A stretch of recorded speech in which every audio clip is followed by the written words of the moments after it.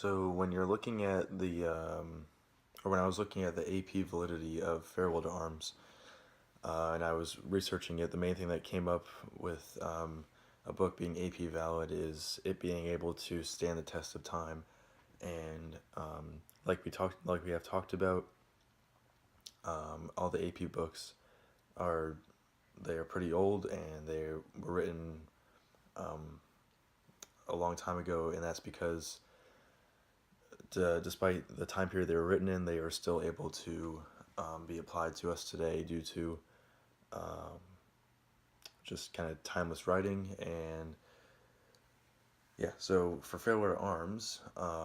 I found that as I was reading it, I think it's able to stand the test of time, therefore making it AP valid because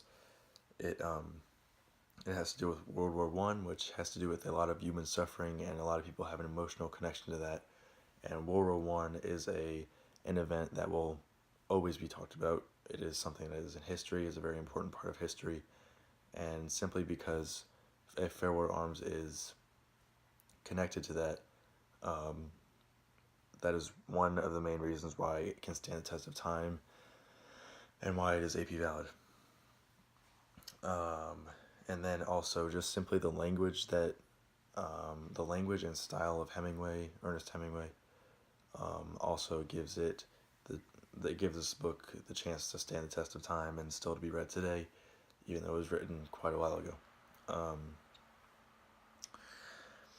the way that Hemingway, so that is essentially why it can stand the test of time. Um, and in terms of um, the way it fits into the grand scheme of literature, I do believe that the way that Hemingway portrays Catherine as a woman was a pioneering move, and the way that he is able to portray raw emotion in his characters, and the way that he creates levels to something that if you just look at it on the surface level, it has one meaning, but if you really dig deeper and you really analyze this work, Ernest Hemingway has created just a passage that or a text that can that has several levels to it, and that is something that really hadn't been done up until his time. And so the way he portrayed women and the way he portrayed raw emotion was made him a pioneer um, of writing and styles of writing, placing him into the